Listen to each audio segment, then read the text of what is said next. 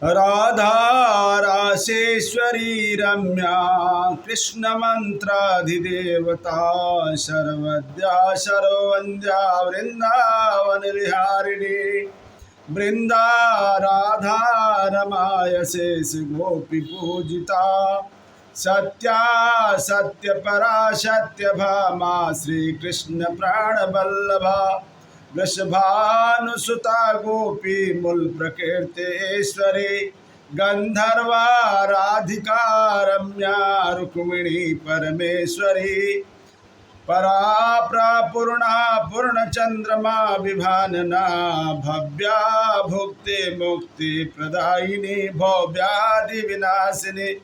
श्रीमद्भागवत महापुराणाय दशम स्कंदाय एक पंचादश अध्याय।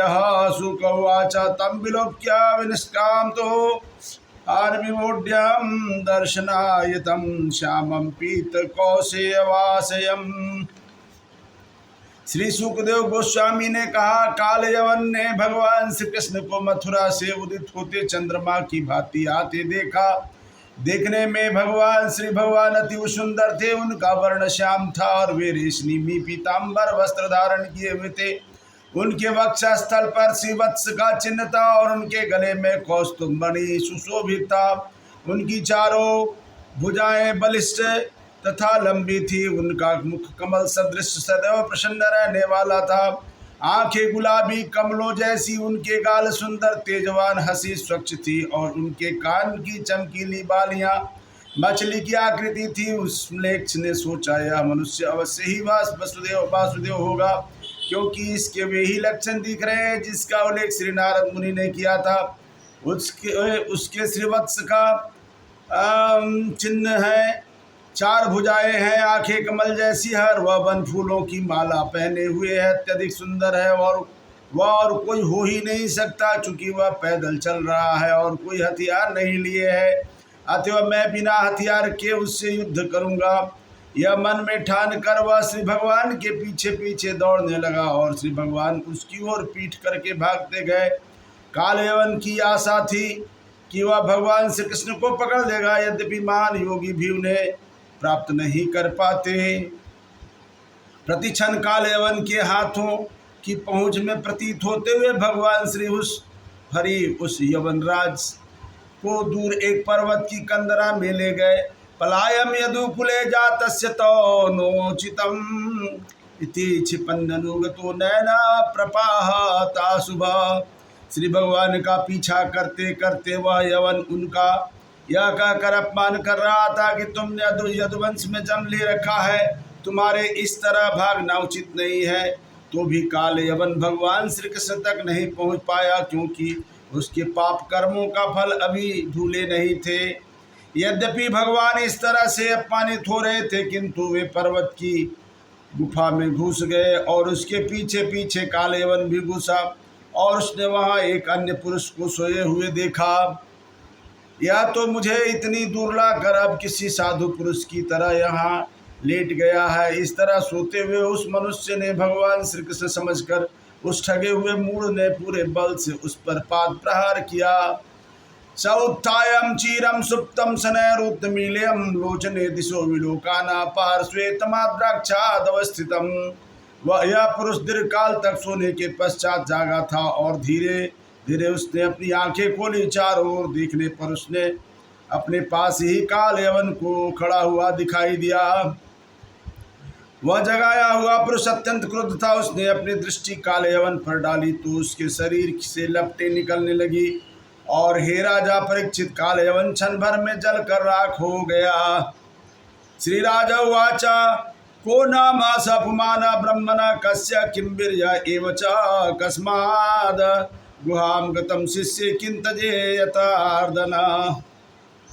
राजा परीक्षित ने कहा, हे ब्राह्मण, वह पुरुष कौन था और किस वंश का था और उसकी शक्तियां क्या थी? म्लेच्छ का संहार करने वाला वह मनुष्य गुफा में क्यों सोया हुआ था और वह किसका पुत्र था? शुक उवाच। सुखदेव गोस्वामी ने कहा कि उस महापुरुष का नाम मुचुकुंद था और वह इक्ष्वाकु वंश में मांधाता के पुत्र के रूप में उत्पन्न हुआ था। वह ब्राह्मण संस्कृति का उपासक था और युद्ध में अपने व्रत का पक्का था। जब इंद्र तथा अन्य देवता असुरों द्वारा तस्त किए जा रहे थे तो उनके द्वारा अपनी रक्षा के लिए सहायता की याचना किए जाने पर मुचुकुंद ने दीर्घकाल तक उनकी रक्षा की। जब देवताओं ने अपने सेनापति के रूप में कार्तिकेय को प्राप्त हो गए तो उन्होंने मुचुकुंद से कहा कि हे राजन, अब आप हमारी रक्षा करने का कष्टप्रद कार्य छोड़ दे। नरलोकम परित्यज्यम राजा निहत कंटकम अस्मान पाले तो वीरम कामास्ते सर्व उज्जिता। हे वीर पुरुष, नर लोक में अपने निष्कंटक राज्य को छोड़कर आपने हमारी रक्षा करते हुए अपनी समस्त निजी आकांक्षाओं को भी चिंता नहीं की। बच्चे, रानियां, संबंधी, मंत्री, सलाहकार तथा आपकी समकालीन प्रजा, इनमें से अब कोई जीवित नहीं रहे। वे सभी काल के द्वारा बहा ले जाए गए। अनंत काल समस्त बलवानों से भी बलवान है और वही साक्षात पूर्ण पुरुषोत्तम परमेश्वर हैं। जिस तरह पशुपालक वाला अपने पशुओं को हाँकता रहता है, उसी तरह परमेश्वर मर्त्य प्राणियों को अपनी लीला के रूप में हाँकते रहते हैं। अपना आपका कल्याण हो। अब आप कृपया मोक्ष के सिवाय कोई भी वर चुन सकते हैं, क्योंकि मोक्ष का तो एकमात्र अविनाशी भगवान सिर्फ विष्णु ही प्रदान करते हैं। यो मुक्ता सैव देवानि भिभंजमायसा अशिष्ट गुहाविष्टो निद्रयाम देवदैत्या। ऐसा कहे जाने पर राजा मुकुंद ने देवताओं से सत्सम्मान विदा ली और एक गुफा में गए, जहाँ वह देवताओं द्वारा दी गई निंद का आनंद लेने हेतु लेट गए। यौने भस्मान स्निते भगवान सत्वर्षव आत्मा नाम दार्शमाया मुचुकुंद धीमते। जब यवन जल कर राख हो गया तो सात तत्वों के प्रमुख श्री भगवान ने उस बुद्धिमान मुचुकुंद के समक्ष अपने आप को प्रकट किया। राजा मुचुकुंद ने भगवान की ओर निहारा तो देखा कि बादल के तुल्य गहरे नीले रंग के थे। उनकी चार भुजाएं थी और रेशमी पीताम्बर वस्त्र पहने हुए थे। उनके वक्षस्थल पर श्रीवत्स का चिन्ह था और गले में चमचमाती कौस्तुभ बनी थी। वैजंती माला से सज्जित श्री भगवान ने उसे अपना मनोहर शांत मुख दिखलाया, जो मछली की आकृति के कुंडलों तथा स्नेहपूर्ण मंद हास्य चितवन से समस्त मनुष्यों की आंखों को आकृष्ट कर लेता है। उनके तरुण स्वरूप का सौंदर्य अद्वितीय था और वे कुर्दसी की भव्य चाल से चल रहे थे। अत्यंत बुद्धिमान राजा भगवान के तेज से अभिभूत हो गया और यह तेज उस दुर्धर्ष जान पड़ा। अपनी अनिश्चितता व्यक्त करते हुए मुचुकुंद ने झिझकते हुए भगवान श्री कृष्ण से इस प्रकार पूछा। श्री मुचुकुंद उवाच को भवानी संप्राप्ते विपिने गिरिगावरे पदभ्याम पद्मपलाशालाभ्याम विचर स्फुट रुककंटके। श्री मुचुकुंद ने कहा, आप कौन हैं जो जंगल में इस पर्वत गुफा में अपने कमल की पंखुड़ियों जैसे कोमल पांवों से कटीली भूमि पर चलकर आए हैं? शायद आप समस्त शक्तिशाली जीवों की शक्ति हैं, या फिर आप शक्तिशाली अग्निदेव या सूर्यदेव, चंद्रदेव, स्वर्ग के राजा इंद्रदेव या अन्य किसी लोक के शासन करने वाले देवता तो नहीं हैं। मन्ये त्वां देवानां त्रयाणां पुरुषर्भ यद्वागते गुहान्ते प्रदीप प्रभया यथा। मेरे विचार में आप तीन प्रमुख देवताओं में श्री भगवान हैं, क्योंकि आप इस गुफा के अंधेरे में उसी तरह भाग रहे हैं जिस तरह दीपक अपने प्रकाश से अंधकार को दूर कर देता है। हे पुरुषोत्तम, आपको ठीक लगे तो आप अपने जन्म, कर्म तथा गोत्र के विषय में हमें उचित तरीके से स्पष्ट से बतलाए, क्योंकि हम सुनने के इच्छुक हैं।